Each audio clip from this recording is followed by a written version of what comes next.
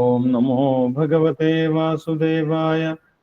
ഓം നമോ ഭഗവതേ വാസുദേവായ. ഓം നമോ ഭഗവതേ വാസുദേവായ. ഹരേ കൃഷ്ണ. എല്ലാ ഭക്തജനങ്ങൾക്കും സ്വാഗതം. നമ്മളിവിടെ വായിക്കുന്നത് ഭഗവത്ഗീത യഥാരൂപമാണ്. ഇസ്കോൺ സ്ഥാപകാചാര്യൻ കൃഷ്ണ കൃപാമൂർത്തി, എസ് ഭക്തിവേദാന്ത സ്വാമി ശ്രീല പ്രഭുപാദർ വിവർത്തനവും ഭാവാർത്ഥവും നൽകിയിട്ടുള്ള ഭഗവത്ഗീത യഥാരൂപമാണ് നമ്മൾ വായിക്കുന്നത്. ഇപ്പോൾ നമ്മൾ 1-ാമത്തെ അധ്യായമാണ് വായിച്ചുകൊണ്ടിരിക്കുന്നത്. കഴിഞ്ഞ ദിവസങ്ങളിൽ നമ്മൾ കണ്ടു, അർജുനന്റെ നിർദ്ദേശപ്രകാരം ഭഗവാൻ രണ്ട് സൈന്യങ്ങളുടെയും മധ്യത്തിലായിട്ട് തൻ്റെ മഹത്തായിട്ടുള്ള രഥത്തെ കൊണ്ടുപോയി നിർത്തി. സേനയോരുഭയോർ മധ്യേ സ്ഥാപയിത്വ രഥോത്തമം. ഉത്തമമായിട്ടുള്ള രഥത്തെ ഭഗവാൻ രണ്ട് സൈന്യങ്ങളുടെയും നടുവിൽ കൊണ്ടുപോയി നിർത്തിയതിനു ശേഷം അർജുനനോട് പറഞ്ഞു, സമവേദാൻ കുരുനിധി ഭീഷ്മദ്രോണ പ്രമുഖത സർവേഷാം സമഹൈക്ഷിതാം ഉവാച പാർത്ഥ പശ്യേതാൻ സമവേദാം കുരുനിധി. ഇവിടെ വന്നു ചേർന്നിട്ടുള്ള ആ കൗരവപക്ഷത്തെ നീ നോക്കിക്കാണുക, പശ്യാൻ എന്ന് പറഞ്ഞു. അപ്പോൾ അർജുനൻ ആ ഇരുപക്ഷത്തിലുള്ള സൈന്യങ്ങളെയും നോക്കിക്കണ്ട സമയത്ത് അർജുനൻ എല്ലാവരെയും ബന്ധുക്കളായിട്ടാണ് കണ്ടത്. എല്ലാവരും ബന്ധുക്കൾ തന്നെയായിരുന്നു. ചുറ്റുപാടും ഉണ്ടായിരുന്നത് അർജുനന്റെ ബന്ധുക്കളായിരുന്നു. ദൃഷ്ടേമം സ്വജനം കൃഷ്ണ യുയുത്സും സമുപസ്ഥിതം സീതന്തി മമഗാത്രാണി മുഖം ച പരിശുഷ്യതി. അവിടെ കൂടിയിട്ടുള്ളത് എല്ലാവരും എൻ്റെ ബന്ധുക്കളാണ് എന്ന് അർജുനൻ ഭഗവാനോട് പറഞ്ഞു. തത്രാപശ്യസ്ഥിതാൻ പാർത്ത പിതൃൻ അധപിതാമത മഹാൻ ആചാര്യാൻ മാതുലാൻ ഭ്രാതൃൻ പുത്രാൻ പൗത്രാൻ സഖീൻസ്തഥാ ശുശുരാൻ സുഹൃതശ്ചൈവ സേനയോരുഭയോരപി. ചുറ്റുപാടും ആരൊക്കെയാണ് കാണുന്നത്? പിതൃക്കളെ, ബന്ധുക്കളെ, പിതാമഹന്മാരെ, ആചാര്യന്മാരെ, ഗുരുക്കന്മാരെ, സഹോദരന്മാരെ, മക്കളുടെ പ്രായമുള്ളവരെയൊക്കെയാണ് അർജുനൻ കാണുന്നത്. അപ്പോൾ അർജുനൻ അവരോട് വലിയ സഹതാപമുണ്ടായി. ഇവരെയൊക്കെ ഞാൻ എന്തിനാണ് യുദ്ധത്തിൽ കൊല്ലാൻ പോകുന്നത്? ഇവരൊക്കെ എൻ്റെ ബന്ധുക്കളാണ്, എൻ്റെ സ്വജനമാണ്. സ്വജനം ഹി കഥം ഹത്വ സുഖിനസ്യാമ മാധവ. അർജുനൻ അവരോട് വലിയ കാരുണ്യമുണ്ടായി. കാരുണ്യം കൊണ്ട് അർജുനന് ശരീരത്തിൽ വലിയ മാറ്റങ്ങളൊക്കെ വന്നു, അല്ലെ? അർജുനൻ കരയാൻ തുടങ്ങി എന്ന് പറയുന്നു. വേപദുശ്ച ശരീരമേ രോമഹർഷശ്ച ജായതേ ഗാണ്ഡീവം ശ്രംസദേഹസ്ഥൈവ പരിദഹ്യതേ. എന്റെ ശരീരം വിറയ്ക്കുന്നു, അതേപോലെ രോമഹർഷം ഉണ്ടാകുന്നു, തൊലി ചുട്ടുനീറുന്നത് പോലെ തോന്നുന്നു. ത്വക്ചൈവ പരിദഹ്യതേ ഗാണ്ഡീവം ശ്രംസദേഹസ്ഥാ. തൻ്റെ കയ്യിൽ നിന്ന് ആ ഗാണ്ഡീവം വിട്ടുപോകുന്നു. എനിക്കിവിടെ ഉറച്ചു നിൽക്കാൻ പോലും സാധിക്കുന്നില്ല. നച്ചശക്നോമി അവസ്ഥാതും ഭ്രമദീവചമേമന നിമിത്താനി ച പശ്യാമി വിപരീതാനി കേശവ. ഞാൻ പ്രതീക്ഷിച്ചതുപോലെ ഒന്നുമല്ല കാര്യങ്ങൾ നടക്കുന്നത്. ഞാൻ ഒരിക്കലും പ്രതീക്ഷിക്കാത്ത കാര്യങ്ങളാണ് നടക്കുന്നത്. ഞാൻ ഒരിക്കലും ജീവിതത്തിൽ വിചാരിച്ചിട്ടില്ല എൻ്റെ ബന്ധുക്കളോട് യുദ്ധം ചെയ്യേണ്ടി വരും എന്നൊന്നും ഞാൻ പ്രതീക്ഷിച്ചിട്ടില്ല. എനിക്ക് എല്ലാവരോടും സൗഹാർദ്ദത്തോടു കൂടി കഴിയാനാണ് ഇഷ്ടം. എൻ്റെ ബന്ധുക്കളെ യുദ്ധത്തിൽ കൊന്നതുകൊണ്ട് പ്രത്യേകിച്ച് നേട്ടമൊന്നും ഉണ്ടാകാൻ പോകുന്നില്ല എന്നാണ് ഞാൻ വിചാരിക്കുന്നത് എന്ന് അർജുനൻ പറഞ്ഞു. അപ്പോൾ അർജുനൻ ഇപ്പോൾ യഥാർത്ഥത്തിൽ യുദ്ധം ചെയ്യാൻ താല്പര്യമില്ല, ചുറ്റുപാടും ബന്ധുക്കളായതുകൊണ്ട്. അതുകൊണ്ട് അർജുനൻ ഭഗവാനോട് യുദ്ധം ചെയ്യാതിരിക്കാനുള്ള കാര്യകാരണങ്ങളൊക്കെ പറയുകയാണ്. അതിൽ ആദ്യത്തെ കാരണം പറഞ്ഞത്, എനിക്ക് ബന്ധുക്കളോട് യുദ്ധം ചെയ്യാൻ താല്പര്യമില്ല എന്നാണ് പറയുന്നത്. 31-ാമത്തെ ശ്ലോകത്തിൽ നമ്മൾ വായിച്ചു കഴിഞ്ഞ ദിവസം. നച്ച ശ്രേയോ അനുപശ്യാമി ഹത്വാ സ്വജനമാഹവേ. സ്വജനം, ഈ യുദ്ധത്തിൽ എൻ്റെ ബന്ധുക്കളെ കൊന്നതുകൊണ്ട് പ്രത്യേകിച്ച് നേട്ടമൊന്നുമില്ല. നച്ച ശ്രേയോ അനുപശ്യാമി, ഒരു നേട്ടവും ഞാൻ കാണുന്നില്ല. ന കാംക്ഷേ വിജയം കൃഷ്ണ നച്ച രാജ്യം സുഖാനിച്ച. അങ്ങനെ അവരെ കൊന്നിട്ട് എനിക്ക് രാജ്യം നേടേണ്ട ആവശ്യമില്ല. കാരണം എന്താണ്? എല്ലാവരും എൻ്റെ ബന്ധുക്കളാണ്. ബന്ധുക്കളില്ലെങ്കിൽ പിന്നെ രാജ്യമുണ്ടായിട്ടെന്താണ് കാര്യം? ഐശ്വര്യം ഉണ്ടായിട്ടെന്താണ് കാര്യം? ആരാണ് എൻ്റെ രാജ്യം കാണാൻ പോകുന്നത്? ആരാണ് എൻ്റെ ഐശ്വര്യം കാണാൻ പോകുന്നത്? അങ്ങനെയുള്ള ബന്ധുക്കളെ കൊല്ലാൻ എനിക്ക് താല്പര്യമില്ല എന്ന് പറഞ്ഞു. അപ്പോൾ അർജുനൻ യുദ്ധം ചെയ്യാതിരിക്കാൻ ആദ്യത്തെ കാരണമായിട്ട് പറയുന്നത് ഇവരെല്ലാവരും എൻ്റെ ബന്ധുക്കളാണ്, എൻ്റെ ആളുകളാണ്. എൻ്റെ ആളുകൾ തെറ്റ് ചെയ്തവരാണെങ്കിൽ പോലും ഞാൻ അവരോട് യുദ്ധം ചെയ്യാൻ തയ്യാറല്ല എന്നാണ് അർജുനൻ പറയുന്നത്.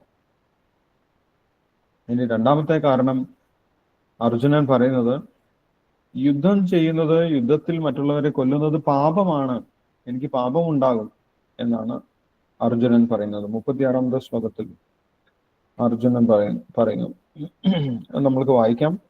വായിക്കാനുള്ള ശ്ലോകമാണ്. പാപമേവാശ്രയേതസ്മാൻ ഹത്വേതാൻ ആദദായിന തസ്മാന്നർഹാവയം ഹന്തും ധാർത്തരാഷ്ട്രാൻ സബാന്ധവാൻ സ്വജനം ഹി കഥം ഹത്വാ സുഖിനസ്യാമ മാധവ.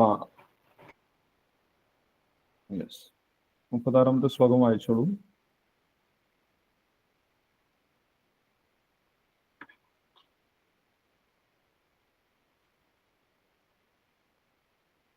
ആരാണ് വായിക്കുന്നത്?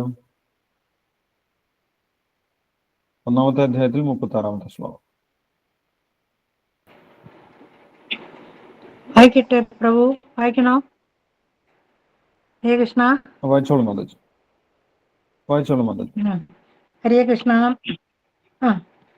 പാപമേവാശ്രയോദസ്മാൻ ഹത്വൈതാ ആദദായിനകാം തസ്മാന്നർഹാവയം ഹന്തും ധാർത്തരാഷ്ട്രാൻ സബാന്ധവാൻ സ്വജനം ഹി കഥം ഹത്വാ സുഖിനസ്യാമ മാധവാം. ഹരേ കൃഷ്ണ. അവന് ഇതൊക്കെ വായിക്കണോ? വായിക്കട്ടെ.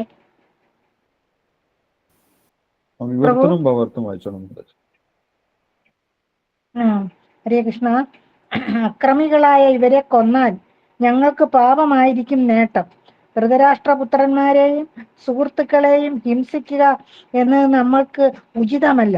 അല്ലയോ മാധവ, സ്വന്തം ബന്ധുക്കളെ കൊന്നിട്ട് എന്ത് നേടാനാണ്? ഞങ്ങൾക്ക് എങ്ങനെ സുഖിക്കാൻ കഴിയും? ഭാവാർത്ഥം. ശീല പ്രഭുപാദ് കീ ജയ്. വൈദിക പ്രമാണങ്ങൾ അനുസരിച്ച് അക്രമികൾ 6 കൂട്ടരാണ്. വിഷം കൊടുക്കുന്നവൻ, വീട് തീവെക്കുന്നവൻ, മാരകായുധങ്ങൾ കൊണ്ട് ആക്രമിക്കുന്നവൻ, സ്വത്ത് കൊള്ളയടിക്കുന്നവൻ, ഭൂമി കയ്യേറുന്നവൻ, അന്യന്റെ ഭാര്യയെ അപഹരിക്കുന്നവൻ. അത്തരം 6 അക്രമികളെ ഉടനെ വധിക്കണം. അതുകൊണ്ട് പാപമില്ല. ഏത് സാധാരണക്കാരനും അനുയോജ്യമായ കർമ്മമാണിത്. പക്ഷെ അർജുനൻ അങ്ങനെ ഒരു സാമാന്യ മനുഷ്യനല്ല, സ്വഭാവേന സ്വാത്വികനാണ്. അതുകൊണ്ട് സത്വഭാവോചിതമാം അക്രമികളോട് പെരുമാറുവാൻ ആഗ്രഹിക്കുന്നു. ഈ സ്വാത്വികത്വം പക്ഷെ ക്ഷത്രിയന് ചേർന്നതല്ല. ഈ ഒരു രാജ്യം ഭരിക്കാൻ ചുമതലപ്പെട്ട ആൾ സ്വാത്വികനാകണം, ഭീരുവാകാൻ പാടില്ല. ഉദാഹരണത്തിന് രാമൻ സത്വശീലനായിരുന്നു. അദ്ദേഹത്തിന്റെ ഭരണത്തിന്റെ കീഴിൽ രാമരാജ്യം ജീവിക്കാൻ പ്രജകൾ ഇപ്പോഴും ഇഷ്ടപ്പെടുന്നു. അദ്ദേഹം ഒരിക്കലും ഭീരുത്വം കാണിച്ചിട്ടില്ല. തന്റെ ഭാര്യയെ കവർന്നു കൊണ്ടുപോയ അക്രമിയായ രാവണനെ അദ്ദേഹം ലോകചരിത്രത്തിൽ മറ്റെങ്ങും സംഭവിക്കാത്ത വിധം വേണ്ടുന്ന പാഠം പഠിപ്പിച്ചു വിട്ടു. അർജുനനെ സംബന്ധിച്ചിടത്തോളം സ്വന്തം പിതാമഹൻ, ഗുരുക്കൾ, സുഹൃത്തുക്കൾ, മക്കൾ, പൗത്രന്മാർ എന്നിവരാണ് അക്രമികളായിട്ടുള്ളത് എന്ന ഒരു വ്യത്യാസമുണ്ട്. അതുകൊണ്ടാണ് സാമാന്യമായി അക്രമികളോട് ചെയ്യാവുന്ന കടുംകൈകൾ അവരോട് പ്രയോഗിക്കാൻ വയ്യെന്ന് തോന്നിയതും. കൂടാതെ സ്വാത്വികന്മാർ ക്ഷമിക്കേണ്ടവരാണല്ലോ. അടിയന്തരമായ രാഷ്ട്രീയ സ്ഥിതിയേക്കാൾ അത്തരം നിയമനങ്ങൾക്കാണ് കൂടുതൽ പ്രാധാന്യം കൽപ്പിക്കുന്നത്. രാഷ്ട്രീയ കാരണങ്ങൾ മുൻനിർത്തി സ്വബന്ധുക്കളെ ഹിംസിക്കുന്നതിൽ ഭേദം ധർമ്മത്തിന്റെയും സൽസ്വഭാവത്തിന്റെയും പേരിൽ അവർക്ക് മാപ്പ് കൊടുക്കുന്നതാണ് നന്നെന്ന് അർജുനൻ കരുതുകയുണ്ടായി. ക്ഷണികവും ശാരീരികവുമായ സുഖത്തിന് വേണ്ടി കൊല്ലുക എന്നതുകൊണ്ട് നേട്ടമുണ്ടാകുമെന്ന് അദ്ദേഹം കരുതുന്നില്ല. സാമ്രാജ്യങ്ങളും അവയിൽ നിന്ന് നേടുന്ന സുഖങ്ങളും ശാശ്വതങ്ങൾ എല്ലെന്നിരിക്കെ തന്റെ ജീവിതത്തെയും ഭാവിയിൽ ലഭിക്കാവുന്ന മുക്തിയെ തന്നെയും താൻ എന്തിന് ബന്ധുപദം കൊണ്ട് നഷ്ടപ്പെടുത്തണം? ഐശ്വര്യദേവതയുടെ നാഥൻ എന്നർത്ഥമുള്ള മാധവ നാമം ഇവിടെ കൃഷ്ണനെ പറ്റി പ്രയോഗിച്ചത് വെറുതെയല്ല. ഭാഗ്യദേവതയുടെ നാഥനായ കൃഷ്ണൻ നിർഭാഗ്യത്തിൽ കലാശിക്കുന്ന ഒരു പ്രവൃത്തി ചെയ്യാൻ തന്നെ പ്രേരിപ്പിക്കരുതെന്ന് അർജുനൻ കൃഷ്ണനോട് വ്യക്തമാക്കി. എന്നാൽ കൃഷ്ണൻ തന്റെ ഭക്തന്മാരെ എന്നല്ല ആരെയും വിപത്തിലേക്ക് ഒരിക്കലും നയിക്കാറില്ല. ഹരേ കൃഷ്ണ. പ്രഭുജി. ഹരേ കൃഷ്ണ. Thank you Jnanambika Mataji. ഹരേ കൃഷ്ണ. അപ്പോൾ ഇവിടെ അർജുനൻ യുദ്ധം ചെയ്യുന്നത് പാപമാണ് എന്നുള്ള ഒരു കാര്യമാണ് പറയുന്നത്. അപ്പോൾ നമുക്ക് കാണാൻ സാധിക്കും ദുര്യോധനൻ ഇങ്ങനെയൊന്നും ചിന്തിച്ചിട്ടുണ്ടായിരുന്നില്ല. ഇത് പാപമാണോ ശരിയാണോ തെറ്റാണോ എന്നൊന്നും ചിന്തിച്ചിട്ടുണ്ടായിരുന്നില്ല. അദ്ദേഹത്തിന് രാജ്യം ലഭിക്കണം എന്നുള്ള കാര്യം മാത്രമാണ് അദ്ദേഹം ചിന്തിച്ചത്. പക്ഷെ ഇവിടെ അർജുനൻ സാത്വിക സ്വഭാവമുള്ള വ്യക്തിയായതുകൊണ്ട് ശീലപ്രഭാതരെ ഭാവാർത്ഥത്തിൽ വിശദീകരിക്കുന്നുണ്ട്. അർജുനന്റെ സാത്വിക സ്വഭാവമാണ് നമ്മളിവിടെ കാണുന്നത്. സ്വഭാവേന സാത്വികനാണ് അർജുനൻ എന്ന് പറയും. ഭഗവാന്റെ ഭക്തന്മാർ സാത്വികരായിരിക്കും. അവർക്ക് മറ്റുള്ളവരെ ഉപദ്രവിക്കണം, മറ്റുള്ളവരെ കൊല്ലണം, അല്ലെങ്കിൽ മറ്റുള്ളവരെ നശിപ്പിക്കണം എന്നുള്ള ചിന്ത ഒരിക്കലും ഉണ്ടാവുകയില്ല.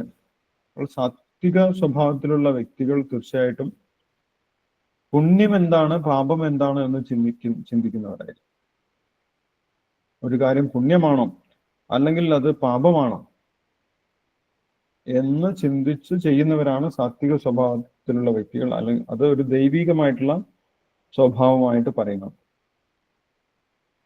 പക്ഷെ സാത്വികനായതുകൊണ്ട് ഒരിക്കലും ഭീരുവാകണമെന്നില്ല എന്നുള്ള കാര്യം കൂടി ഇവിടെ ശീലപ്രഭാതർ വിശദീകരിക്കുന്നുണ്ട്. അതിന് ഉദാഹരണമാണ് ശ്രീരാമചന്ദ്ര ഭഗവാന്റെ ഉദാഹരണം കൊടുത്തുള്ളത്. ശ്രീരാമചന്ദ്ര ഭഗവാൻ സാത്വികനായിരുന്നു. ആവശ്യമില്ലാതെ ആരെയും അദ്ദേഹം ഉപദ്രവിച്ചിട്ടുണ്ടായിരുന്നില്ല. പക്ഷെ എന്ന് വെച്ച് സീതാദേവിയെ രാവണൻ തട്ടിക്കൊണ്ടുപോയ സമയത്ത് അതെല്ലാം വിധിയാണ്, അത് വിധി കൊണ്ട് സംഭവിച്ചു പോയി, ഇനി എന്താണ് ചെയ്യുക എന്ന് പറഞ്ഞിട്ട് ശ്രീരാമചന്ദ്ര ഭഗവാൻ ഇരുന്നില്ല. ശ്രീരാമചന്ദ്ര ഭഗവാൻ രാവണനെ മാത്രമല്ല രാവണന്റെ വംശത്തെ മുഴുവൻ നശിപ്പിച്ചു. രാജ്യത്തെ മുഴുവൻ യുദ്ധം ചെയ്ത് കീഴ്പ്പെടുത്തി. അത്രയും വലിയൊരു യുദ്ധം നടത്തി ശ്രീരാമചന്ദ്ര ഭഗവാൻ ഒരു വ്യക്തിക്ക് വേണ്ടി, സീതാദേവിയെ കൊണ്ടുപോയത് കൊണ്ട് മാത്രം. അപ്പോൾ എല്ലാ സമയവും സാത്വികത ഒരു ക്ഷത്രിയന് യോജിച്ചതല്ല എന്നുള്ള കാര്യം ഇവിടെ വിശദീകരിക്കുന്നുണ്ട്. പക്ഷെ അർജുനൻ സാത്വികനായതുകൊണ്ട് ഇത് പാപമാണ് എന്നുള്ള കാര്യം ആണ് പറയുന്നത്. അപ്പൊ പാപം ചെയ്തു കഴിഞ്ഞാൽ എന്താണ് കുഴപ്പം? പാപം ചെയ്തു കഴിഞ്ഞാൽ മുക്തി ലഭിക്കുന്നില്ല, ആത്മീയമായിട്ട് ഉയരാൻ സാധിക്കില്ല. തനിക്ക് മുക്തി ലഭിക്കാനുള്ള കാര്യം കൂടി, അവസരം കൂടി ഈ യുദ്ധം ചെയ്തു കഴിഞ്ഞാൽ നഷ്ടപ്പെട്ടു പോകും എന്നാണ് അർജുനൻ ചിന്തിക്കുന്നത്. ഇവിടെ ഒരു പ്രത്യേക പേര് അർജുനൻ പറയുന്നുണ്ട് ഈ ശ്ലോകത്തിൽ. പാപമേവാശ്രയേതസ്മാൻ ഹത്വൈതാൻ ആദദായിന എന്ന് പറയും. നമ്മളോട് യുദ്ധം ചെയ്യാൻ വന്നിട്ടുള്ളത് ആരാണ്? യഥാർത്ഥത്തിൽ അവര് ആദദായികളാണ്. പൗരപക്ഷത്തുള്ളവർ അധർമ്മികളാണ്, അല്ലെങ്കിൽ ആദദായികളാണ്. ആദദായി എന്ന് പറഞ്ഞു കഴിഞ്ഞാൽ അക്രമികൾ, ക്രിമിനലുകൾ എന്നാണ് അർത്ഥം. ക്രിമിനലുകളാണ്. അപ്പം ആരൊക്കെയാണ് ആദദായി ആകുന്നത്? അന്നത്തെ കാലത്ത് ആദദായി എന്നാണ് പറയുന്നത്. ഇന്നത്തെ കാലത്ത് നമ്മൾ ക്രിമിനലുകൾ എന്ന് പറയും, അല്ലെങ്കിൽ കൊടും ഭീകരർ, അല്ലെങ്കിൽ അക്രമികൾ എന്നൊക്കെ പറയും. അന്നത്തെ കാലത്ത് ആദദായികൾ എന്നാണ് പറയുന്നത്. ആരാണ് ആദദായി എന്ന് ഭാവാർത്ഥത്തിൽ ശീലപ്രഭാതർ വിശദീകരിക്കുന്നുണ്ട്. വിഷം കൊടുക്കുന്നവൻ, വീട് തീ വയ്ക്കുന്നവൻ, മാരകായുധങ്ങൾ കൊണ്ട് ആക്രമിക്കുന്നവൻ, സ്വത്ത് കൊള്ളയടിക്കുന്നവൻ, ഭൂമി കയ്യേറുന്നവൻ, അന്യന്റെ ഭാര്യയെ അപഹരിക്കുന്നവൻ. ഇതിൽ ഏതെങ്കിലും ഒന്ന് ചെയ്തു കഴിഞ്ഞാൽ ആദദായിയായിട്ട് മാറും. നമ്മൾ നോക്കുകയാണെങ്കിൽ നമുക്ക് കാണാൻ സാധിക്കും, കൗരവപക്ഷത്തുള്ളവർ ഇതെല്ലാം ചെയ്തിട്ടുണ്ടായിരുന്നു. പാണ്ഡവരോട് ഇതെല്ലാം അവർ ചെയ്തിട്ടുണ്ട്. വിഷം കൊടുത്തിട്ടുണ്ട്. ഭീമസേനനെ വിഷം കൊടുത്ത് കൊല്ലാൻ ശ്രമിച്ചിട്ടുണ്ട്. വീടിന് തീ വെച്ചിട്ടുണ്ട്. അവർ അരക്കില്ലത്തിന് തീയിട്ട് പാണ്ഡവരെ കൊല്ലാൻ ശ്രമിച്ചിട്ടുണ്ട്. മാരകായുധങ്ങൾ കൊണ്ട് ആക്രമിക്കുന്നവർ പല പ്രാവശ്യം പാണ്ഡവരെ ആക്രമിക്കാൻ ശ്രമിച്ചിട്ടുണ്ട്. സ്വത്ത് കൊള്ളയടിക്കുന്നവൻ, പാണ്ഡവർക്ക് കൂടി അവകാശപ്പെട്ട സ്വത്തിനെ അവര് സ്വന്തമാക്കി വയ്ക്കാൻ ശ്രമിച്ചു. അന്യന്റെ ഭാര്യയെ അപഹരിക്കുന്നവൻ, ഭാര്യയെ അപമാനിച്ചിട്ടുണ്ട്. പാണ്ഡവരുടെ ഭാര്യയെ, ദ്രൗപദിയെ അവര് രാജ്യസഭയിൽ വെച്ച് അപമാനിച്ചിട്ടുണ്ട്. ഇതെല്ലാം കൗരവർക്ക് അനുയോജ്യമാണ് എന്ന് നമുക്ക് കാണാൻ സാധിക്കും. അങ്ങനെ നോക്കുമ്പോൾ അവർ ആദദായികളാണ്, അക്രമികളാണ്. അപ്പോൾ ഒരു സമൂഹത്തിൽ ഒരു വ്യക്തിയെ ആദദായിയായി പ്രഖ്യാപിച്ചു കഴിഞ്ഞാൽ അയാളെ ആർക്ക് വേണമെങ്കിലും കൊല്ലാമെന്നാണ്. ഒരാൾ ആദദായി ആണെങ്കിൽ ആ സമൂഹത്തിൽ ആർക്ക് വേണമെങ്കിലും അയാളെ കൊല്ലാം. അതിനുവേണ്ടി പ്രത്യേകിച്ച് കോടതിയിൽ പോകണം, കേസ് കൊടുക്കണം, വിചാരണ നടത്തണം, അങ്ങനെയൊന്നുമില്ല. ഒരാള് സമൂഹത്തിൽ ആദതായിയാണ്, അക്രമിയാണ് എന്ന് പ്രഖ്യാപിച്ചു കഴിഞ്ഞാൽ, രാജാവ് പ്രഖ്യാപിച്ചു കഴിഞ്ഞാൽ പിന്നെ അവരെ ആർക്ക് വേണമെങ്കിലും കൊല്ലാമെന്നാണ്. പക്ഷെ ഇവിടെ എന്താണ് പ്രശ്നം? ആ രാജാക്കന്മാർ തന്നെയാണ് ആദതായികളായിട്ട് നടക്കുന്നത്. രാജാക്കന്മാർ തന്നെ ക്രിമിനലുകളായി. അപ്പൊ അവരെ കൊല്ലുന്നതിന് പാപമില്ല. ആദതായികളായതുകൊണ്ട് അവരെ കൊന്നു കഴിഞ്ഞാലും പാപമില്ല എന്നാണ് വൈദിക നിർണയപ്രകാരം. അവരെ കൊല്ലുന്നത് പാപമല്ല. പക്ഷെ ഇവിടെ അർജുനൻ ചിന്തിക്കുന്നത് പാപമാണ് എന്നാണ്. അവരെ കൊന്നു കഴിഞ്ഞാൽ പാപമാണ്. കാരണം എന്താണ്? അവർ നമ്മുടെ സ്വജനമാണ്. അതാണ് അർജുനെ ബാധിച്ചിട്ടുള്ള പ്രശ്നം. സ്വജനമാണ്, സ്വന്തം ആളുകളാണ്, സ്വന്തം വംശത്തിലുള്ളവരാണ്, സ്വന്തം സമുദായത്തിലുള്ളവരാണ്. അവരെന്ത് തെറ്റ് ചെയ്തു കഴിഞ്ഞാലും കുഴപ്പമില്ല എന്നുള്ളൊരു ചിന്ത അർജുനെ ബാധിച്ചു. സ്വജനം ഹി കഥം ഹത്വാ സുഖിനസ്യാമ മാധവ. അവർ ആദതായികളാണെങ്കിൽ പോലും അവരെന്താണ്? സ്വജനമാണ്. അവരെന്റെ സ്വന്തം ആളുകളാണ്, കുടുംബക്കാരാണ്. അവരെ കൊന്നു കഴിഞ്ഞാൽ എന്താണ്? എനിക്കെങ്ങനെയാണ് സുഖമുണ്ടാകുന്നത് എന്ന് അർജുനൻ ചോദിക്കും. അപ്പൊ ഇതൊക്കെ ഭൗതികമായിട്ട് ചിന്തിക്കുന്ന ആളുകളുടെ മനസ്സിലുണ്ടാകുന്ന കാര്യങ്ങളാണ്. അവർ ഓരോ കാര്യവും ചെയ്യുന്നത് എന്തിനു വേണ്ടിയിട്ടാണ്? എനിക്ക് ഭാവിയിൽ സുഖമുണ്ടാകണം. അതാണ് ഓരോരുത്തരുടെയും പ്രവർത്തന പദ്ധതിയുടെ പുറകിലുള്ള വികാരം. അല്ല, എനിക്ക് സുഖമാണെങ്കിൽ കുഴപ്പമില്ല, അത് ധർമ്മമായാലും അധർമ്മമായാലും കുഴപ്പമില്ല. ഇനി കുറച്ചൊക്കെ അധർമ്മമായാലും കുഴപ്പമില്ല എന്ന് അവർ വിചാരിക്കും. ഇനി അധർമ്മത്തിനെ സപ്പോർട്ട് ചെയ്യുന്ന രീതിയിലാണെങ്കിലും അത് സാരമില്ല എന്ന് വിചാരിക്കും. കാരണം എന്താണ്? എനിക്ക് ഭാവിയിൽ നല്ലതാണ്, ഭാവിയിലേക്ക് വേണ്ടിയാണ് എന്ന് വിചാരിച്ച് ചിലപ്പോൾ അധർമ്മത്തിനൊക്കെ കൂട്ടുനിൽക്കും. അപ്പോൾ ഇവിടെ അർജുനൻ പറയുന്നത് എന്താണ്? അവർ ആദതായികളാണെങ്കിൽ പോലും അവരെന്റെ സ്വജനമായതുകൊണ്ട്, സ്വജനങ്ങളെയൊക്കെ കൊന്നു കഴിഞ്ഞാൽ എനിക്ക് ഭാവിയിൽ എന്ത് സുഖമാണ് ഉണ്ടാവുന്നത്? സ്വജനം ഹി കഥം ഹത്വാ സുഖിനസ്യാമ മാധവ. എല്ലാ ബന്ധുക്കളെയും കൊന്നു കഴിഞ്ഞാൽ അവര് ആദതായികളാണെങ്കിൽ പോലും ഭാവിയിൽ എനിക്ക് ഒരു സുഖവും ഉണ്ടാകില്ല. വലിയ ദുഃഖം അനുഭവിക്കേണ്ടി വരും. ഞാൻ ഇവരെയൊക്കെ കൊന്നു എന്നുള്ള ദുഃഖം എനിക്കുണ്ടാകും. മാത്രമല്ല, ഞാൻ വിജയിച്ചു കഴിഞ്ഞാലും എന്റെ ബന്ധുക്കളൊന്നും ഇല്ലെങ്കിൽ പിന്നെ എനിക്ക് എന്ത് സുഖമാണ് ഉണ്ടാവുന്നത്? അപ്പോൾ അർജുനന്റെ സുഖത്തെക്കുറിച്ചാണ് ഇവിടെ ചിന്തിക്കുന്നത് എന്ന് നമുക്ക് കാണാൻ സാധിക്കും. അപ്പോൾ അർജുനൻ 3 കാര്യങ്ങൾ ഇവിടെ പറഞ്ഞു യുദ്ധം ചെയ്യാതിരിക്കുന്നതിന് വേണ്ടി. ഒന്ന്, ആദ്യം തന്നെ പറഞ്ഞത് ഇവരെല്ലാവരും എന്റെ സ്വജനങ്ങളാണ്, പാണ്ഡവരെല്ലാവരും എന്റെ സ്വജനമാണ്, ബന്ധുക്കളാണ്. അതുകൊണ്ട് ബന്ധുക്കളെ കൊല്ലാൻ എനിക്ക് താല്പര്യമില്ല എന്ന് അർജുനൻ നേരത്തെ തന്നെ പറഞ്ഞിട്ടുണ്ടായിരുന്നു. ഏതാന്ന ഹന്തുമിച്ഛാമി ഘ്നതോപി മധുസൂദന. 34ാമത്തെ ശ്ലോകത്തിൽ പറയുന്നുണ്ട്, അവരെ എനിക്ക് കൊല്ലാൻ താല്പര്യമില്ല. ഏതാന്ന ഹന്തും ഇച്ഛാമി ന ഹന്തും ഇച്ഛാമി. എന്റെ ബന്ധുക്കളെ കൊല്ലാൻ എനിക്ക് താല്പര്യമില്ല എന്ന് അർജുനൻ പറഞ്ഞു. അപ്പം ഒന്നാമത്തെ കാരണം ബന്ധുക്കളാണ്, ബന്ധുക്കളെ കൊല്ലാൻ താല്പര്യമില്ല. രണ്ടാമത്തെ കാര്യം, ഇങ്ങനെയൊക്കെ യുദ്ധത്തിന് ഇറങ്ങി പുറപ്പെട്ട് യുദ്ധമൊക്കെ ചെയ്ത ആളുകളെ കൊന്നു കഴിഞ്ഞാൽ വലിയ പാപമുണ്ടാകും.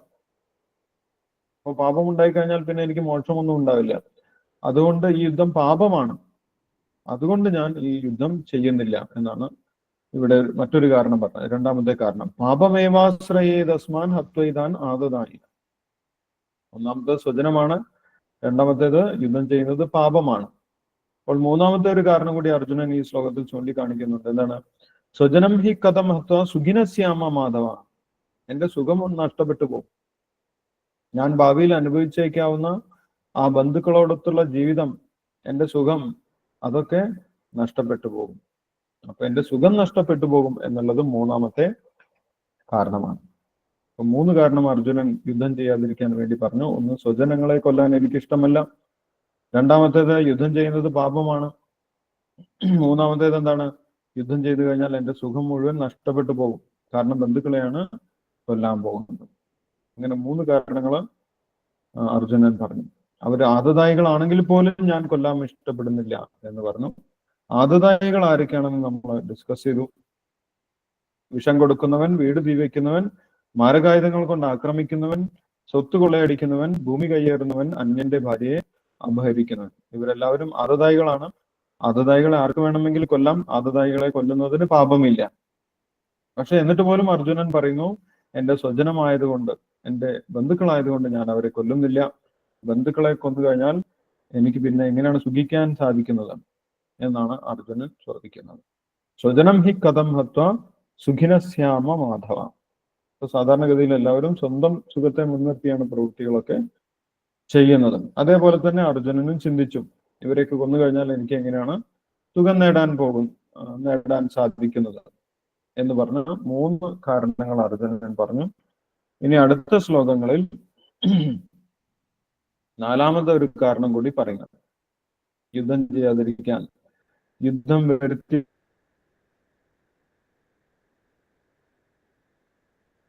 വെക്കുന്ന വിന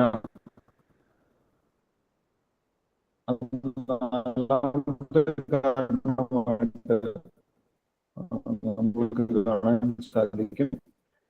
യദ്യപേതേന പശ്യന്തി ലോഭോപഹത ചേതസഃ കുലക്ഷേകൃതം ദോഷം മിത്രദ്രോഹേ ച പാതകം കഥം ന ജ്ഞേയമസ്മാഭി പാപാദസ്മാ നിവർത്തിതം കുലക്ഷേകൃതം ദോഷം പ്രപശ്യതിർ ജനാർദ്ദന. എന്താണ് അർജുനൻ അടുത്ത കാരണം പറയുന്നത്? യുദ്ധം ചെയ്യാതിരിക്കാൻ അടുത്ത കാരണം എന്താണ് പറയുന്നത്? അത് അടുത്ത 2 ശ്ലോകത്തിൽ പറയുന്നുണ്ട്. നമ്മുടെ ശ്ലോകം വിവർത്തനം മഹാഭാരതം വായിക്കാം, അതിനുശേഷം ഡിസ്കസ് ചെയ്യാം. വായിക്കട്ടെ. ആരാണ്? ദിവ്യമാതാജി വായിച്ചു.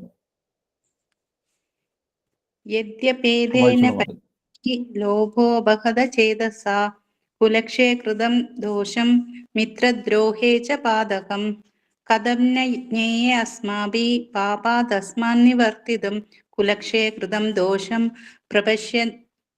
പ്രപശ്യദ്ഭി ജനാർദ്ദന. ലോഭാവേശം കൊണ്ട് ഇവർ ബന്ധുഹിംസയിലും സുഹൃത്തുക്കളോട് പൊരുതുന്നതിലും ദോഷം കാണുന്നില്ലെങ്കിലും കുലക്ഷയത്തിൽ നിന്നുണ്ടാകുന്ന ആപത്തുകളെ കുറിച്ചറിവുള്ള നമ്മൾ ഈ പാപകർമ്മങ്ങളിൽ എന്തിന് വ്യാപൃതരാവണം? ഭാവാർത്ഥം: എതിർകക്ഷി ചൂതാട്ടത്തിനോ യുദ്ധത്തിനോ ക്ഷണിച്ചാൽ ക്ഷത്രിയൻ ഒഴിഞ്ഞു മാറരുത് എന്നാണ് ചട്ടം. അതനുസരിച്ച് ദുര്യോധന പക്ഷത്തിന്റെ വെല്ലുവിളിയെ അർജുനന് നേരിടാതെ വയ്യ. വെല്ലുവിളിയുടെ ദുഷ്ഫലങ്ങളെ പറ്റി മറ്റു കക്ഷികൾ പൂർണ്ണമായി ഗ്രഹിച്ചിരിക്കുകയില്ലെന്ന് അദ്ദേഹം വിചാരിക്കുന്നു. അർജുനൻ ആ ദുഷ്ഫലങ്ങളെ മുഴുവൻ കാണുന്നുണ്ട്. അതുകൊണ്ട് അദ്ദേഹത്തിന് ഈ വെല്ലുവിളി സ്വീകരിക്കാൻ കഴിഞ്ഞില്ല. നല്ല ഫലമുളവാക്കുന്ന കടപ്പാട് നിറവേറ്റപ്പെടേണ്ടവയാണ്. ഫലം മറിച്ചായാൽ ആരും അതിന് ബാധ്യസ്ഥരല്ല.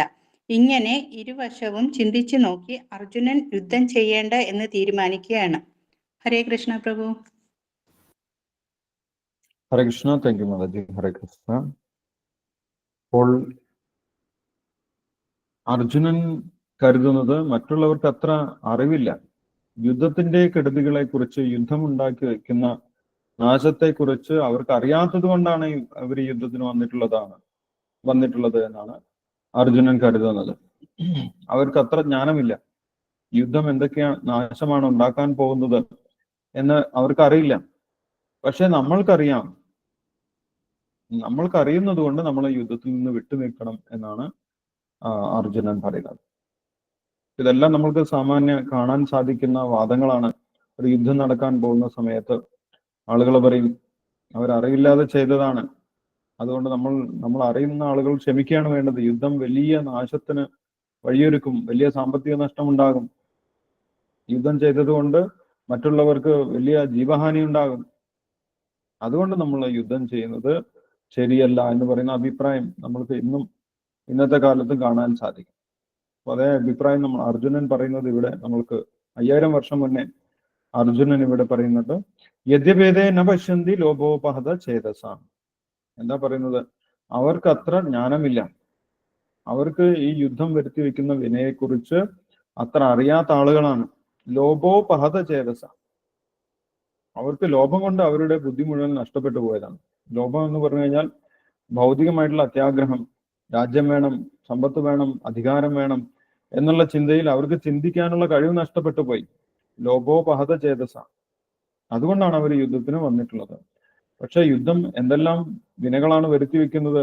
കുലക്ഷേകൃതം ദോഷം മിത്രദ്രോഹേജ പാതകം. നമ്മുടെ കുലത്തിനെ നശിപ്പിക്കും, ഒരു വംശത്തിനെ മുഴുവൻ നശിപ്പിക്കുന്നതാണ് ഇത്രയും വലിയ യുദ്ധം എന്ന് പറയുന്നത്. കുലക്ഷേകൃതം ദോഷം മിത്രദ്രോഹേജ പാതകം. മാത്രമല്ല അവർ യഥാർത്ഥത്തിൽ മിത്രങ്ങളെയാണ്, ബന്ധുക്കളെയാണ് ദ്രോഹിക്കുന്നത് അല്ലെങ്കിൽ കൊല്ലുന്നത്. അതുകൊണ്ടുണ്ടാകുന്ന പാപത്തിനെ കുറിച്ച് അവർക്ക് അറിയുന്നില്ല. ഇത് വലിയ പാപമാണ് എന്ന് അവർക്ക് അറിയാത്തത് കൊണ്ടാണ് അവർ ഈ യുദ്ധത്തിന് വന്നിട്ടുള്ളത്.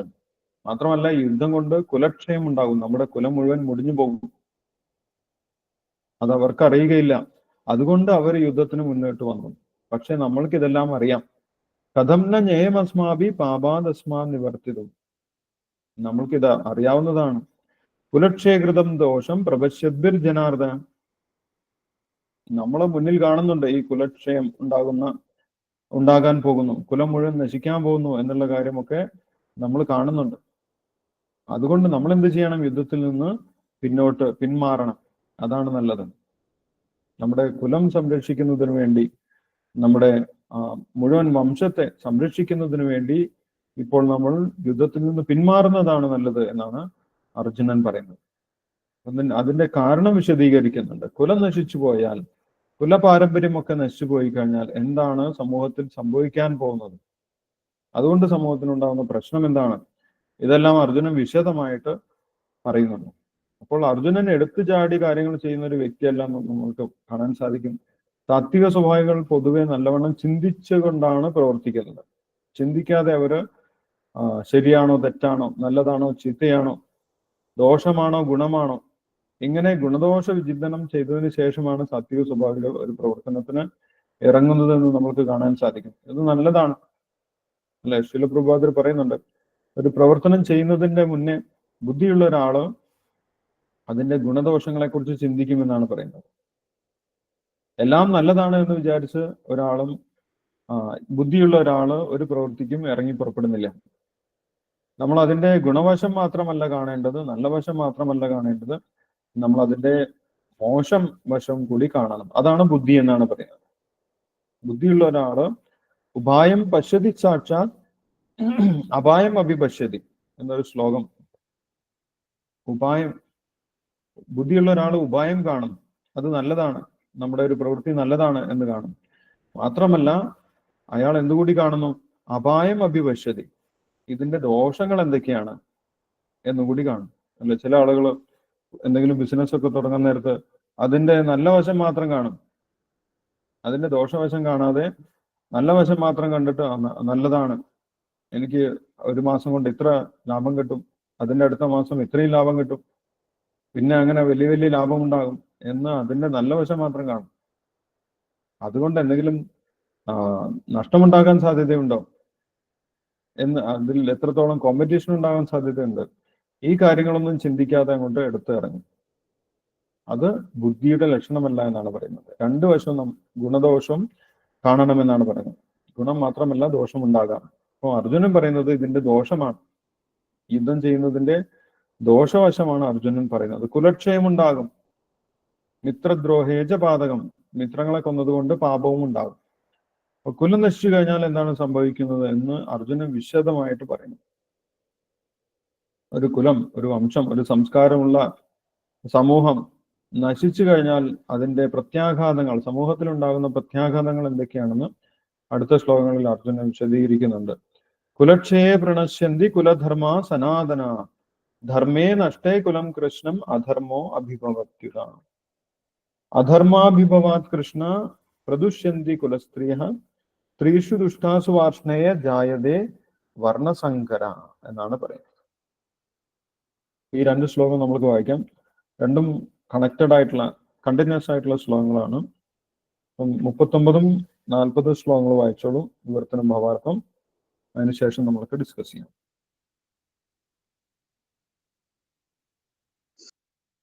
ഹരേ കൃഷ്ണ പ്രഭു. ഹരേ കൃഷ്ണ. വായിച്ചോളൂ മാതാജി. കുലക്ഷയ പ്രണശ്യന്തി കുലധർമ്മ സനാതന ധർമ്മേ നഷ്ടേ കുലം കൃഷ്ണാധർമ്മോ അഭിവദ്യുത. വിവർത്തനം. വംശം നശിക്കുന്നതോടുകൂടി ഏറെക്കാലമായി പുലർത്തിപ്പോന്ന കുലധർമ്മങ്ങൾ നശിക്കുന്നു. അങ്ങനെ ധർമ്മം നശിക്കുമ്പോൾ വംശത്തിൽ ശേഷിക്കുന്നവർ അധാർമിക കൃത്യങ്ങളിൽ ഏർപ്പെടുന്നു. ഭാവാർത്ഥം. കുടുംബങ്ങളെ വേണ്ടുവണ്ണം വളരാനും ആത്മീയ മൂല്യങ്ങൾ നേടാനും സഹായിക്കുന്ന അനേകം മതാചാര വിശേഷങ്ങൾ വർണ്ണാശ്രമ വ്യവസ്ഥയിലുണ്ട്. ജനനം മുതൽ മരണം വരെ തുടരുന്ന ഈ ശുദ്ധീകരണ പ്രക്രിയകൾ തലമുതിർന്നവരുടെ ചുമതലയിൽ നടത്തുന്നു. അവരെല്ലാം മൃതി അടഞ്ഞാൽ ശുദ്ധീകരണത്തിന് വേണ്ടിയുള്ള കുടുംബാചാരങ്ങൾ നിലച്ചേക്കാം. ശേഷിച്ച ഇളം തലമുറക്കാർ അധർമ്മിക സ്വഭാവം കൈക്കൊള്ളുകയും അങ്ങനെ ആത്മീയ മുക്തിക്കുള്ള അവസരം നഷ്ടപ്പെടുത്തുകയും ചെയ്തേക്കും. അതുകൊണ്ടാണ് വംശപിതാക്കൾ ഒരിക്കലും വധാർഹരല്ല. ശ്ലോകം 40. അധർമാഭിഭവാത് കൃഷ്ണ പ്രത്യുഷ്യന്തി കുലസ്ത്രീയ സ്ത്രീഷു ദുഷ്ടാസു വർഷ്ണേയ ജായതേ വർണ്ണസങ്കര. അല്ലയോ കൃഷ്ണ, കുലത്തിൽ അധർമ്മം മുന്നിട്ട് നിന്നാൽ സ്ത്രീകൾ ദുഷിച്ചു പോവും. അല്ലയോ വൃഷ്ണികുലത്തിൽ പിറന്നവനെ, സ്ത്രീത്വം ദുഷിച്ചാൽ ആർക്കും വേണ്ടാത്ത കുട്ടികൾ ജനിക്കുന്നു. ഭാവാർത്ഥം: സമൂഹത്തിൽ സജ്ജനങ്ങൾ കൂടുതൽ ഉണ്ടാവണം. അത് ജീവിതത്തിൽ സമാധാനത്തിനും ഐശ്വര്യത്തിനും ആത്മീയ വിശ്വാസത്തിനും കളമൊരുക്കുന്നു. രാജ്യത്തിന്റെയും ജനതയുടെയും പൊതുവായ ആത്മീയോത്കർഷത്തിനു വേണ്ടി സമൂഹത്തിൽ സജ്ജനങ്ങൾക്ക് പ്രാമുഖ്യമുണ്ടാകാത്ത വിധത്തിൽ രൂപീകരിക്കപ്പെട്ടവയാണ് വർണ്ണാശ്രമ ധർമ്മത്തിന്റെ വ്യവസ്ഥകൾ. അത്തരം ഒരു ജനസമൂഹം അതിലെ സ്ത്രീകളുടെ ചാരിത്രത്തെയും വിശ്വാസത്തെയും ആശ്രയിച്ച് നിലനിൽക്കുന്നു. കുട്ടികൾ പിഴച്ചു പോകാൻ എളുപ്പമുണ്ട്, സ്ത്രീകൾ അധപതിക്കാനും അത്ര തന്നെ എളുപ്പമുണ്ട്. അതുകൊണ്ട് കുട്ടികളെയും സ്ത്രീകളെയും കുലത്തിലെ പ്രായം ചെന്നവർ രക്ഷിക്കേണ്ടിയിരിക്കുന്നു. വിവിധങ്ങളായ മതാചാരങ്ങളിൽ ഏർപ്പെട്ടുകൊണ്ട് കഴിയുന്ന സ്ത്രീകൾ വഴി പിഴച്ചു പോകാൻ ഇടയില്ല. സ്ത്രീകൾ സാമാന്യമായി ബുദ്ധിമതികളല്ലെന്നും അതുകൊണ്ട് അവരെ വിശ്വസിച്ചുകൂടെന്നും പണ്ഡിതനായ ചാണക്യൻ പറയുന്നു. അങ്ങനെ പാരമ്പര്യം അനുസരിച്ചുള്ള വിവിധ ആചാരാനുഷ്ഠാനങ്ങളിൽ എപ്പോഴും ഏർപ്പെട്ടുകൊണ്ടിരിക്കുകയാണെങ്കിൽ അവരുടെ പാതിവൃത്യവും ഭക്തിയും കൊണ്ട് വർണ്ണാശ്രമധർമ്മത്തിന്റെ പങ്കെടുക്കാൻ അർഹതയുള്ള ഒരു ജനതയെ സൃഷ്ടിക്കാം. വർണ്ണാശ്രമ വ്യവസ്ഥ തകർന്നാലാകട്ടെ സ്ത്രീകൾ സ്വതന്ത്രകളായി പുരുഷന്മാരുമായി ഇടപെടുകയും പ്രവർത്തിക്കുകയും ചെയ്ത അനാവശ്യമായ ജനപ്പരപ്പും ഉണ്ടായേക്കും. ഉത്തരവാദിത്വമില്ലാത്ത പുരുഷന്മാര് സമൂഹത്തിൽ വ്യഭിചാരശക്തി വളർത്തി ജനപ്പരുപ്പത്തിന് വഴിവെക്കും. മനുഷ്യവർഗത്തെ യുദ്ധവും പകർച്ചവ്യാധിയും അടിക്കടി ക്ഷയിപ്പിക്കാൻ തുടങ്ങും. ഹരേ കൃഷ്ണ. Thank you Srimataji. ഹരേ കൃഷ്ണ. അപ്പോൾ ഇവിടെ അർജുനൻ പറയുന്നത് കുലം നശിച്ചു കഴിഞ്ഞാൽ എന്ത് പ്രശ്നമാണ് ഉണ്ടാകുന്നത് സമൂഹത്തിൽ എന്നാണ്. കുലക്ഷയെ പ്രണശ്യന്തി കുലധർമ്മ സനാതന ധർമ്മേ നഷ്ടേ കുലം കൃഷ്ണം അധർമ്മോ അഭിഭവത്യത. ഒരു കുലം നശിച്ചു കഴിഞ്ഞാൽ, കുലത്തിലെ മുതിർന്നവർ ഇല്ലാതായി കഴിഞ്ഞാൽ ആ കുലത്തിൽ പാലിച്ചിരുന്ന സാംസ്കാരിക പ്രക്രിയകൾ, ധർമ്മങ്ങൾ മുഴുവൻ നശിച്ചു പോകുമെന്നാണ്. അപ്പോൾ പണ്ടത്തെ കാലത്ത് വർണ്ണാശ്രമ വ്യവസ്ഥ അനുസരിച്ചാണ് ഒരു സമൂഹം മുന്നോട്ട് പോകുന്നത്. ആ വർണ്ണാശ്രമ വ്യവസ്ഥയിൽ ഒരു വ്യക്തി, ഒരു കുട്ടി ജനിച്ചത് മുതൽ അല്ലെങ്കിൽ ജനിക്കുന്നതിന്റെ മുന്നേ മുതൽ അവസാന സമയം വരെ വ്യത്യസ്തമായിട്ടുള്ള സംസ്കാര പ്രക്രിയകളിലൂടെയാണ് കടന്നു പോകുന്നത്. അതിനെയാണ് ഷോഡശ സംസ്കാരം എന്ന് നമ്മൾ പറയുന്നത്. ഷോഡശ സംസ്കാരം 16 തരത്തിലുള്ള സംസ്കാര പ്രക്രിയകളാണ്. അതിലൂടെ കടന്നു പോകുന്ന സമയത്ത് ഒരു വ്യക്തിക്ക് അവസാന സമയമാകുമ്പോഴേക്കും മോക്ഷത്തിനുള്ള ഒരു യോഗ്യത കിട്ടിയിട്ടുണ്ടായിരിക്കും. അപ്പോൾ ഇതെല്ലാം ആരുടെ നേതൃത്വത്തിലാണ്? സമൂഹത്തിലെ മുതിർന്ന വ്യക്തികളാണ് ഒരു കുട്ടിയെ ഇങ്ങനെ ഈ സംസ്കാര പ്രക്രിയകളിലൂടെ നയിക്കുന്നത്. അവരുടെ നേതൃത്വത്തിലാണ്, അവരുടെ മാർഗനിർദ്ദേശ പ്രകാരമാണ് ഒരു കുട്ടി ജീവിതത്തിൽ ഇങ്ങനെയുള്ള സംസ്കാര പ്രക്രിയകളിലൂടെ ഒരു കുട്ടിക്ക് കടന്നു പോകാൻ സാധിക്കും. അപ്പോൾ അതിനെക്കുറിച്ച് അറിവുള്ള, ബോധമുള്ള, അവരെ മുന്നോട്ട് നയിക്കുന്ന സംസ്കാരമുള്ള വ്യക്തികളുണ്ടായിരിക്കണം. ആ സംസ്കാരം പാലിക്കുന്ന വ്യക്തികളുണ്ടായിരിക്കണം. അപ്പോൾ അങ്ങനെയുള്ള വ്യക്തികൾ സമൂഹത്തിൽ തലമുതിർന്ന വ്യക്തികൾ ഇല്ലാതായി കഴിഞ്ഞാൽ പിന്നെ കുട്ടികളെ മുന്നോട്ട് നയിക്കാനുള്ള ആളുകൾ ഉണ്ടാവില്ല എന്നാണ് പറയുന്നത്. അപ്പോൾ ആ ധർമ്മം, ആ ഒരു സംസ്കാരം മുഴുവൻ നഷ്ടപ്പെട്ടു പോകുമെന്നാണ് ഇവിടെ അർജുനൻ ആശങ്കപ്പെടുന്നത്. കുലക്ഷയെ പ്രണശ്യന്തി കുലധർമ്മ സനാതന. കുലധർമ്മങ്ങൾ നശിച്ചു പോകും എന്ന് പറയുന്നു. ആ സംസ്കാര പ്രക്രിയകൾ മൊത്തം നശിച്ചു പോകുമെന്നാണ് പറയുന്നത്. അപ്പൊ ഇന്നത്തെ കാലത്ത് നമുക്ക് കാണാൻ സാധിക്കും, അത് ഓൾറെഡി അർജുനൻ പറഞ്ഞതുപോലെ സംഭവിച്ചു കഴിഞ്ഞു. അല്ല, ഇന്നത്തെ കാലത്ത് ആർക്കും ഷോഡശ സംസ്കാരം എന്താണെന്ന് അറിയുന്നില്ല, അങ്ങനെ പാലിക്കുന്നില്ല. ആ സംസ്കാരം നശിച്ചു പോയി കഴിഞ്ഞാൽ എന്താണ് ദോഷമെന്നും അർജുനൻ പറയുന്നുണ്ട് അടുത്ത ശ്ലോകത്തിൽ. ഷോഡശ സംസ്കാരം എന്ന് പറയുന്നത് 16 തരത്തിലുള്ള സംസ്കാരങ്ങളാണ്. അതൊരു കുട്ടി ജനിക്കുന്നതിന്റെ മുന്നേ തന്നെ തുടങ്ങുന്നതാണ്. ഗർഭാധാനം, ഒന്നാമത്തെ സംസ്കാരം ഗർഭാധാനമാണ്. അച്ഛനും അമ്മയും ഒരു കുട്ടി ഉണ്ടാകുന്നതിന് വേണ്ടി പ്രാർത്ഥിക്കുന്നു. ആ പ്രാർത്ഥിച്ച് മനഃശുദ്ധി വരുത്തുന്നതിനാണ് ഗർഭാധാനം എന്ന് പറയുന്നത്. തനിക്ക് നല്ലൊരു ശുദ്ധമായിട്ടുള്ള ഭഗവാന്റെ ഭക്തിയുള്ള കുട്ടിയെ ലഭിക്കണം എന്ന് പറഞ്ഞുകൊണ്ട് പ്രാർത്ഥിക്കുന്നു. അതിന് ചില ചടങ്ങുകളും പ്രാർത്ഥനകളൊക്കെയാണ്. ആ പ്രക്രിയയാണ്, ഒരു കുട്ടിക്ക് വേണ്ടിയിട്ടുള്ള സങ്കല്പമാണ് ഗർഭാധാനം എന്ന് പറയുന്നത്. അതാണ് ഒന്നാമത്തെ പ്രക്രിയ. അപ്പോൾ ഒരു കുട്ടി ജനിക്കുന്നതിന്റെ എത്രയോ മുന്നേ ആ കുട്ടിയുടെ സംസ്കാരത്തിന് വേണ്ടിയിട്ടുള്ള പ്രക്രിയകൾ ആരംഭിക്കുന്നുണ്ട്. കുട്ടി ജനിച്ചതിന് ശേഷമല്ല ആ കുട്ടിക്ക് സംസ്കാരം ഉണ്ടാക്കാൻ തുനിയുന്നത്.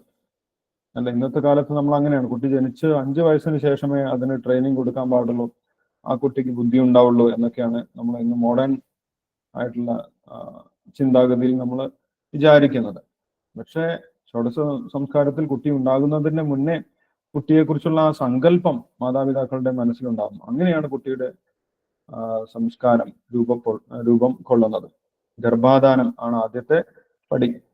പിന്നീട് പുംസവനം എന്ന് പറഞ്ഞു. ആ പുംസവനം ഗർഭം ധരിച്ചതിന് ശേഷം അമ്മയ്ക്ക് ആരോഗ്യം ഉണ്ടാകുന്നതിന് വേണ്ടിയിട്ടുള്ള ചടങ്ങുകളാണ് പുംസവനം. അമ്മ ഗർഭവതിയായ സമയത്തുണ്ടാകുന്ന ചടങ്ങുകളൊക്കെയാണ് പുംസവനം എന്ന് പറയുന്നത്. രണ്ടാമത്തേത് പുംസവനമാണ്. മൂന്നാമത്തേത് സീമന്തോന്നയനം. സീമന്തോന്നയനം എന്ന് പറയുന്നതും മറ്റുള്ള ബന്ധുക്കൾ എല്ലാവരും വന്ന് ആ അമ്മയെ അനുഗ്രഹിക്കുന്നതാണ്. നല്ല കുട്ടിക്ക് വേണ്ടിയിട്ടുള്ള പ്രാർത്ഥനകളും അനുഗ്രഹങ്ങളുമാണ് സീമന്തോന്നയനം എന്ന് പറയുന്നത്. പിന്നീട് കുട്ടി ജനിച്ചതിന് ശേഷം ആദ്യത്തെ കർമ്മമാണ് ജാതകർമ്മം. കുട്ടിയുടെ ജാതകം എഴുതിക്കും. ജാതകർമ്മവും നാമകരണവും. അഞ്ചാമത്തേതാണ് നാമകരണം. കുട്ടിക്ക് പേരിടുന്നതും ജാതകർമ്മവും ഒരുമിച്ചാണ് ചെയ്യാറ്. പിന്നീട് ആറാമത്തേത് നിഷ്ക്രമണം എന്ന് പറയുന്നത് കുട്ടിയെ ആദ്യമായിട്ട് പുറത്തേക്ക് കൊണ്ടുപോകുന്നതാണ്. പ്രകൃതിയിലുള്ള വസ്തുക്കളെയൊക്കെ പ്രകൃതിയുമായിട്ട് പരിചയപ്പെടാൻ തുടങ്ങുന്നതാണ് നിഷ്ക്രമണം എന്ന് പറയുന്നത്. കുട്ടിക്ക് സൂര്യനെ ചന്ദ്രനെ ഒക്കെ കാണിച്ചു കൊടുക്കും, മരങ്ങളെയൊക്കെ കാണിച്ചു കൊടുക്കും. അങ്ങനെ ആദ്യമായിട്ട് കുട്ടിയെ പുറത്തു കൊണ്ടുപോകുന്നതാണ് നിഷ്ക്രമണം എന്ന് പറയുന്നത്. ഏഴാമത്തത് അന്നപ്രാശമാണ്. കുട്ടിക്ക് ആദ്യമായിട്ട് കട്ടിയുള്ള ആഹാരം കൊടുക്കുന്നു, അന്നപ്രാശം. നമ്മൾ ചോറൂണ് എന്ന് പറഞ്ഞിട്ട് ഇപ്പം ചെയ്യുന്നുണ്ട്. എട്ടാമത്തത് ചൂടാകർമ്മമാണ്. മുണ്ടനം, തല മൊട്ടയടിക്കും, മുടി കളയുന്നതാണ് ചൂടാകർമ്മം എന്ന് പറയുന്നത്. ഒമ്പതാമത്തത് കർണവേദമാണ്. കാതുകുത്ത് കല്യാണം, കാതുകുത്ത് നടത്തുന്നതാണ് വേദാകർമ്മം, കർണവേദ എന്ന് പറയുന്നത്. പത്താമത്തത് വിദ്യാരംഭം. കുട്ടി ആദ്യമായിട്ട് അക്ഷരം എഴുതിക്കാൻ പഠിപ്പിക്കുന്നതാണ് വിദ്യാരംഭം എന്ന് പറയുന്നത്. 11ാമത്തത് ഉപനയന സംസ്കാരം. കുട്ടിയെ ഉപനയനം ചെയ്യിക്കും, പൂണൂൽധാരണം എന്ന് പറയും. 12ാമത്തേത് വേദാരംഭം. വേദം പഠിക്കുന്നതിന് വേണ്ടി കുട്ടിയെ ഒരു ഗുരുവിന്റെ കീഴിൽ അഭ്യാസത്തിന് വിടുന്നതാണ് വേദാരംഭം എന്ന് പറയുന്നത്. അങ്ങനെ ആ കുട്ടി ബ്രഹ്മചര്യം പരിശീലിച്ച് ഒരു ഗുരുവിന്റെ കീഴിൽ 22 വയസ്സ് വരെ വിദ്യാഭ്യാസം ചെയ്യും. അതിനുശേഷം സമാവർത്തനം എന്ന് പറയുന്ന വിദ്യാഭ്യാസം പൂർത്തീകരിക്കുന്നതാണ് നമ്മളിന്ന് ഗ്രാജുവേഷൻ എന്ന് പറയും. വിദ്യാഭ്യാസം പൂർത്തീകരിക്കുന്നത്, അതാണ് സമാവർത്തനം. 13ാമത്തത്. 14ാമത്തത് വിവാഹം. തിരിച്ചു വന്ന് കുട്ടി ഗുരുകുലത്തിൽ നിന്ന് തിരിച്ചു വന്ന് ആ സമയം ആകുമ്പോഴത്തേക്കും കുട്ടി വേദങ്ങളിലുള്ള കാര്യമൊക്കെ പഠിച്ചിട്ടുണ്ടാകും, വിവാഹ ജീവിതത്തിനെ കുറിച്ച് പഠിച്ചിട്ടുണ്ടാകും, ഒരു ഗൃഹസ്ഥന്റെ ചുമതല എന്താണ്, പത്നിയോടുള്ള ചുമതല എന്താണ്, നാടിനോടുള്ള ചുമതല എന്താണ്, കുട്ടികളോടുള്ള ചുമതല എന്താണ്, ഇതൊക്കെ പഠിച്ചിട്ടുണ്ടായിരിക്കും. അതിനുശേഷമാണ് വിവാഹം ചെയ്യുന്നത്. അപ്പൊ വിവാഹത്തിനെ കുറിച്ചുള്ള ട്രെയിനിങ് ഈ ബ്രഹ്മചര്യ സമയത്ത് തന്നെ കുട്ടിക്ക് കിട്ടിയിട്ടുണ്ടായിരിക്കും. അതിനുശേഷമാണ് അവർ കുടുംബജീവിതത്തിലേക്ക് കടക്കുന്നത്. അപ്പോൾ കുടുംബജീവിതത്തിനെ കുറിച്ചൊരു മിഥ്യാസങ്കല്പത്തിലല്ല, ഒരു സ്വപ്ന ജീവിതത്തിലല്ല അവർ കടന്നു വരുന്നത്. ജീവിതത്തിനെ കുറിച്ചുള്ള യാഥാർത്ഥ്യങ്ങൾ കേട്ടറിഞ്ഞതിന് ശേഷമാണ് അവർ ആ ജീവിതത്തിലേക്ക്, വിവാഹ ജീവിതത്തിലേക്ക് പ്രവേശിക്കുന്നത്. അതാണ് 14ാമത്തെ വിവാഹം എന്ന് പറയുന്ന സംസ്കാരം, വിവാഹ സംസ്കാരം. അതും സംസ്കാരമാണ്, സംസ്കാരത്തിന്റെ ഭാഗമാണ്. 15ാമത്തേതാണ് വാനപ്രസ്ഥം. ജീവിതകാലം മുഴുവൻ കുടുംബജീവിതത്തിൽ ഇരിക്കാൻ വേണ്ടിയല്ല വേദങ്ങൾ, നമ്മുടെ സനാതന ധർമ്മത്തിലെ വർണ്ണാശ്രമ വ്യവസ്ഥ നിർദ്ദേശിക്കുന്നത്. ഒരു പ്രായമാകുന്ന സമയത്ത്, 75 വയസ്സാവുന്ന സമയത്ത് വാനപ്രസ്ഥം 50 വയസ്സാവുന്ന സമയത്ത് വാനപ്രസ്ഥം അതിലേക്ക് പ്രവേശിക്കണമെന്നാണ്. കാരണം ആ സമയം ആകുമ്പോഴേക്ക് കുട്ടികൾ ഉണ്ടായിട്ടുണ്ടാകും. കുട്ടികള് അമ്മയെ നോക്കാൻ പ്രാപ്തരായിട്ടുണ്ടാകും, അല്ലെങ്കിൽ കുടുംബത്തെ നോക്കാൻ, രാജ്യത്തെ നോക്കാൻ പ്രാപ്തരായിട്ടുണ്ടാകും. ആ സമയത്ത് ഇദ്ദേഹത്തിന് റിട്ടയർമെന്റ് ലൈഫാണ്. അദ്ദേഹത്തിന് ലോകം മുഴുവൻ ചുറ്റി സഞ്ചരിക്കാം, തീർത്ഥാടനമൊക്കെ നടത്താം, ഭാര്യയും കൂട്ടിക്കൊണ്ടുപോകാം. ആ സമയമാണ് വാനപ്രസ്ഥം എന്ന് പറയുന്നത്. അതിനുശേഷം അവസാനത്തേതാണ് അന്ത്യഷ്ടി, അവസാനത്തെ ചടങ്ങുകളാണ്. അന്ത്യഷ്ടി അദ്ദേഹം സ്വയം ചെയ്യുന്നതല്ല, മറ്റുള്ളവർ അദ്ദേഹത്തിന് വേണ്ടി, അദ്ദേഹത്തിന്റെ ആത്മാവിന് ഉയർന്നു പോകുന്നതിന് വേണ്ടി, മോക്ഷം കിട്ടുന്നതിന് വേണ്ടി ചെയ്യുന്ന പ്രവർത്തനങ്ങളാണ് അന്ത്യേഷ്ടി എന്ന് പറയുന്നത്. ഇങ്ങനെയുള്ള 16 ഘട്ടങ്ങൾ ഒരു സംസ്കാരമുള്ള മനുഷ്യന്റെ ജീവിതത്തിൽ ഉണ്ടായിരിക്കണം. അങ്ങനെയാണ് യഥാർത്ഥത്തിൽ ഒരു വ്യക്തി സംസ്കാരമുള്ള വ്യക്തിയായിട്ട് മാറുന്നതും ആത്മീയമായിട്ട് ഉയരുന്നതും ആ വ്യക്തിക്ക് ആത്മീയമായിട്ട് ഉയർച്ച ഉണ്ടാകുന്നത്.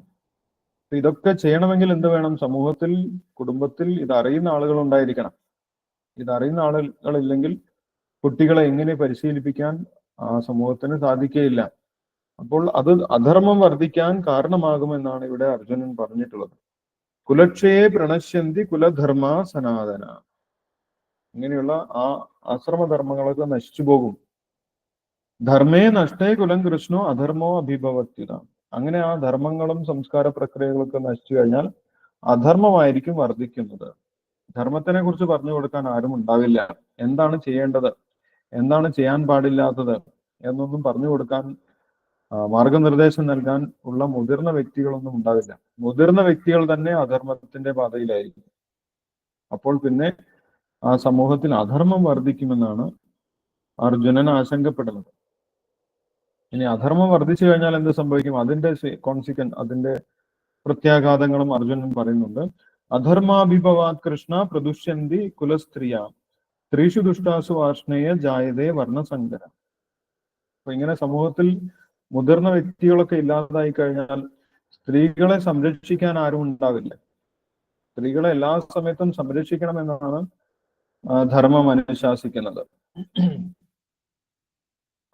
ചെറുപ്പകാലത്തിൽ അച്ഛൻ സംരക്ഷിക്കുന്നു, മുതിർന്ന യുവതിയായിരിക്കുന്ന സമയത്ത് ഭർത്താവ് സംരക്ഷിക്കുന്നു, പ്രായമാകുന്ന സമയത്ത് കുട്ടികൾ സംരക്ഷിക്കുന്നു. ഇങ്ങനെ സ്ത്രീകളെ എപ്പോഴും അവർക്ക് ആവശ്യമായിട്ടുള്ള സംരക്ഷണം നൽകേണ്ടതാണ്. അപ്പോൾ അങ്ങനെയുള്ള ആ സംരക്ഷണമൊന്നും കിട്ടാതിരിക്കുന്ന സമയത്ത് സ്ത്രീകളെ ചൂഷണം ചെയ്യാൻ സാധ്യതയുണ്ട് എന്നാണ് പറയുന്നത്. സ്ത്രീകളെ മറ്റുള്ളവർ ചൂഷണം ചെയ്യും. പ്രദുഷ്യന്തി കുലസ്ത്രീയാണ്. അങ്ങനെ സ്ത്രീകൾ ചൂഷണത്തിന് വിധേയരാകുന്ന സമയത്ത് സ്ത്രീഷു ദുഷ്ടാസു വാർഷ്ണേയ ജായതേ വർണ്ണസങ്കരം. ആർക്കും വേണ്ടാത്ത കുട്ടികൾ ഉണ്ടാകുമെന്നാണ് പറയുന്നത്. ആരാലും സംരക്ഷിക്കപ്പെടാത്ത കുട്ടികൾ സമൂഹത്തിൽ ഉണ്ടാകും. അവർക്ക് ആ കുട്ടികൾ അച്ഛനും വേണ്ട, അമ്മയ്ക്കും വേണ്ട. അങ്ങനെയുള്ള കുട്ടികൾ സമൂഹത്തിൽ ഉണ്ടാകുമെന്നാണ് പറയുന്നത്. അതിനെയാണ് വർണ്ണസങ്കരം എന്ന് പറയുന്നത്. സംസ്കാര പ്രക്രിയകളിലൂടെ കടന്നു പോകാത്ത, എന്താണ് ധർമ്മം, എന്താണ് അധർമ്മം എന്നൊന്നും അറിയാത്ത, സംസ്കാരമില്ലാത്ത, സംസ്കാരം പരിശീലിക്കാത്ത കുട്ടികൾ ഉണ്ടായിട്ട് മാറും. അങ്ങനെയുള്ള കുട്ടികളെയാണ് വർണ്ണസങ്കരം എന്ന് പറയുന്നത്. അങ്ങനെ വർണ്ണസങ്കരം ഉണ്ടാകുമെന്ന് അർജുനന് വലിയ ഭയമുണ്ടായി. ആ വർണ്ണസങ്കരം ലോകത്തിന് മുഴുവൻ നാശം വിതയ്ക്കുന്ന കുട്ടികളായിരിക്കും, അല്ലെങ്കിൽ തലമുറയായിട്ട് മാറും. അതുകൊണ്ടാണ് അർജുനൻ പറഞ്ഞത് ഇങ്ങനെ വർണ്ണസങ്കരം ഉണ്ടായിട്ട് മാറും. അവർക്ക് യാതൊരു സംസ്കാരം ഉണ്ടാവില്ല. അവർക്ക് സംസ്കാര പ്രക്രിയയിലൂടെ കടന്നു പോകാത്തത് കൊണ്ട് അവര് ക്രിമിനൽ മെന്റാലിറ്റി ഉള്ള കുട്ടികളായിട്ട് മാറും. അതുകൊണ്ട് സമൂഹത്തിൽ എന്ത് സംഭവിക്കും? സമൂഹത്തിൽ ഇടയ്ക്കിടയ്ക്ക് യുദ്ധങ്ങളൊക്കെ ഉണ്ടാകുമെന്നാണ് ശ്രീല പ്രഭാകർ ഇവിടെ വിശദീകരിക്കുന്നുണ്ട്.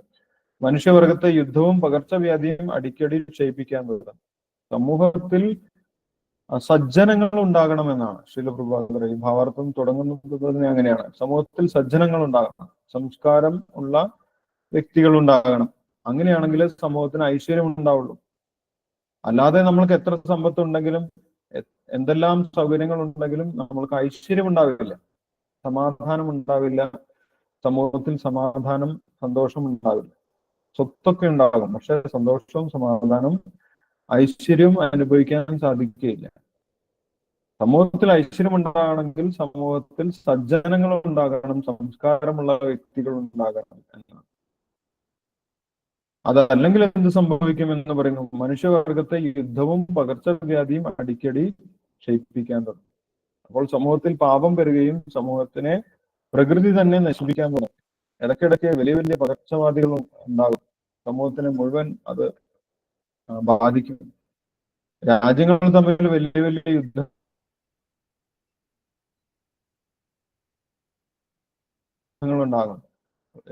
ഒരു രാജ്യത്തും സമാധാനം ഉണ്ടാകും, രാജ്യങ്ങൾ തമ്മിൽ യുദ്ധങ്ങളുണ്ടാകും. അപ്പോൾ അങ്ങനെ എത്ര സമ്പത്തുണ്ടെങ്കിലും സ്വത്തുക്കളുണ്ടെങ്കിലും സൗകര്യങ്ങളുണ്ടെങ്കിലും സമാധാനമായി ജീവിക്കാനോ സന്തോഷകരമായി ജീവിക്കാനോ ഉള്ള അവസ്ഥ സമൂഹത്തിൽ, മനുഷ്യ സമൂഹത്തിൽ ഇല്ലാതായിട്ട് മാറും. അതാണ് വർണ്ണസങ്കരത്തിന്റെ കുഴപ്പം എന്നിവരുടെ ഭാവാർത്ഥത്തിൽ ശ്രീല പ്രഭാകർ വിശദീകരിക്കുന്നുണ്ട്. അപ്പോൾ വർണ്ണസങ്കരത്തിനെ കുറിച്ച് തന്നെയാണ്, അതിന്റെ ദോഷത്തിനെ കുറിച്ച് തന്നെയാണ് അർജുനൻ തുടരുന്നത്.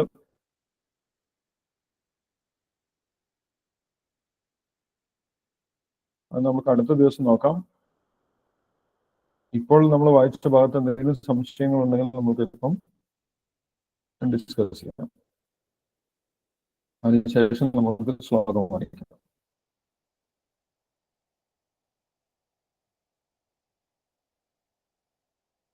ഹരേ കൃഷ്ണ പ്രഭുജി. ഹരേ കൃഷ്ണ.